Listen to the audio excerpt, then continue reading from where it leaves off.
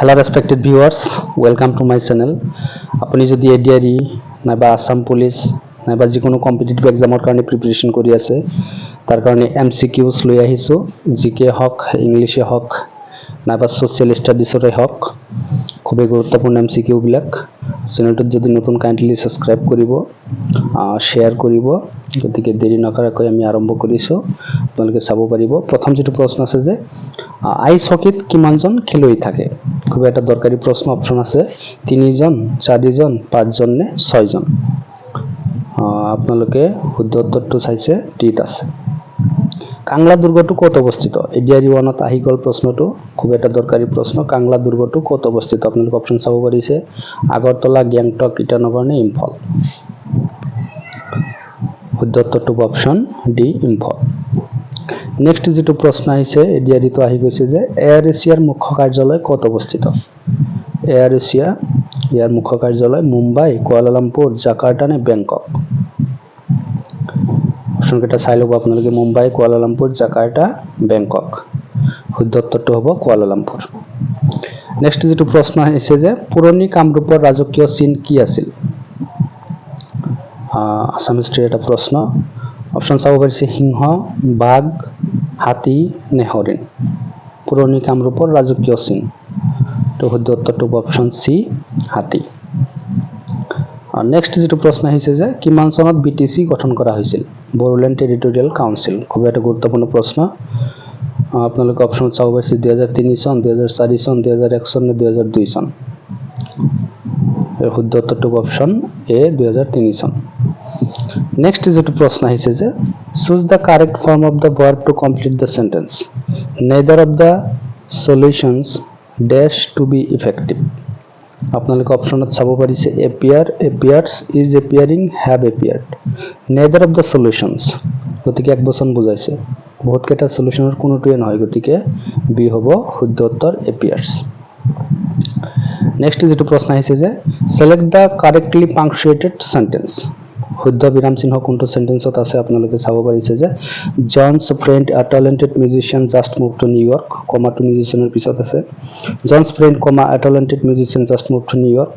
জনস friend, comma a talented musician, comma just move to New York. John's friend a talented musician just move to New York. এই শুদ্ধ উত্তৰটো option সি হ'ব correct answer.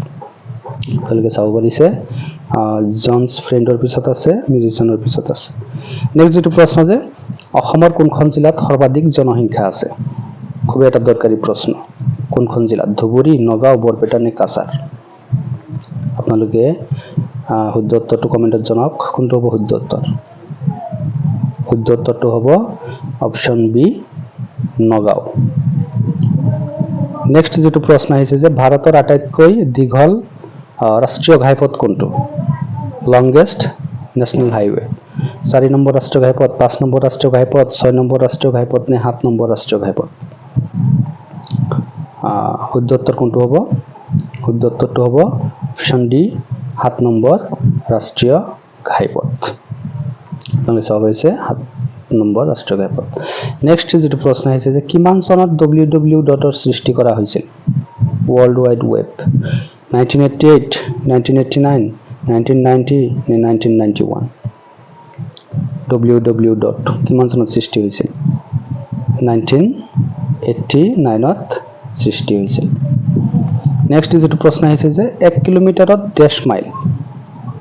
যেহেতু mile কিলোমিটাৰতকৈ ডাঙৰ, গতিকে 1 কিলোমিটাৰত কিমান মাইল? আপোনালোকে চাব পাৰিছে 0.621 মাইল, 0.630 মাইল, 0.641 মাইল, বা ওপৰৰ এটাও নাই, কোনটো হ'ব? এই নম্বৰটো হ'ব শুদ্ধ উত্তৰ। নেক্সট যেটো প্ৰশ্ন আহিল যে বৰ্তমান অসমৰ মুঠ মহকুমা কিমানটা? এনেকুৱা প্ৰশ্ন আহে 76টা, 77টা, 78টা না 79টা। খুবই দৰকাৰী এটা প্ৰশ্ন। শুদ্ধ উত্তৰটো হ'ব অপচন সি, 78টা। নেক্সট যেটো প্ৰশ্ন আহিছে যে আৰ্জেণ্টিনাৰ ৰাজধানী ক'ত? এডিআৰই 1ত আহি গৈছে এই প্ৰশ্নটো। আৰ্জেণ্টিনাৰ ৰাজধানী ক'ত? অপচন কেইটা আপোনালোকে চাব পাৰিব। ইয়াতে দিয়া আছে যে বুয়েনছ আইৰেছ, সান্টিয়াগো, বগোটা না লিমা। শুদ্ধ উত্তৰটো হ'ব বুয়েনছ আইৰেছ। আৰ্জেণ্টিনাৰ ৰাজধানী বুয়েনছ আইৰেছ। নেক্সট যেটো প্ৰশ্ন আপোনালোকৰ কাৰণে কেইটামান ফেক্ট লৈ আহিছোঁ যে অসমৰ প্ৰথম ইংৰাজী বাতৰি কাকতখন আছিল টাইমছ অফ অসম। অসমৰ উপন্যাস সম্ৰাট কাক বুলি জনা যায়? ৰজনীকান্ত বৰদলৈ। অসমৰ অগ্নিকবি কমলাকান্ত ভট্টাচাৰ্য। অসমৰ প্ৰাচ্য পণ্ডিত কৃষ্ণকান্ত সন্দিকৈ। মণিৰাম দেৱানক ফাঁচি দিয়া হৈছিল 1858 চনৰ 26 ফেব্ৰুৱাৰী। ভাৰতীয় সংবিধানত অনুচ্ছেদৰ সংখ্যা 395। ৰাজ্যিক মানৱ অধিকাৰ আয়োগ গ্ৰহণ কৰা হৈছিল 1993 চনত। উচ্চতম ন্যায়ালয়ৰ ন্যায়াধীশৰ সংখ্যা 27 জন। অসহযোগ আন্দোলন অসমত আৰম্ভ হৈছিল 1902 চনত। চুকাফা অসমলৈ আহিছিল 1228 চনত। খুবেই ইম্পৰ্টেণ্ট ফেক্টছ, ইয়াৰ পৰা আপোনালোকে বহুতকেইটা প্ৰশ্ন হয়তো পাব পাৰে, জানিবলগীয়া কথা।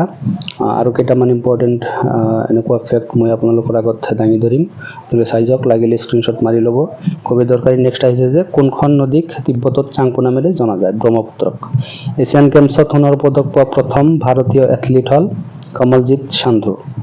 আহোমৰ প্ৰথমখন ৰাজধানী আছিল চৰাইদেউ। গৌতম বুদ্ধৰ জন্মস্থান হৈছে লুম্বিনী। সৰ্বভাৰতীয় সেৱাৰ বিষয়াসকলক নিযুক্তি দিয়ে ৰাষ্ট্ৰপতিয়ে। ভাৰতৰ সীমা কোনখন দেশৰ লগত আটাইতকৈ দীঘল? সেইটো হ'ল বাংলাদেশৰ লগত। গতিকে আজিৰ ভিডিঅ'ত ইমানেই। ভাল লাগিলে কাইণ্ডলি শ্বেয়াৰ কৰি দিব, কমেণ্ট কৰিব, ভাল লাগিলে আপোনালোকে ছাবস্ক্ৰাইব কৰি যাব।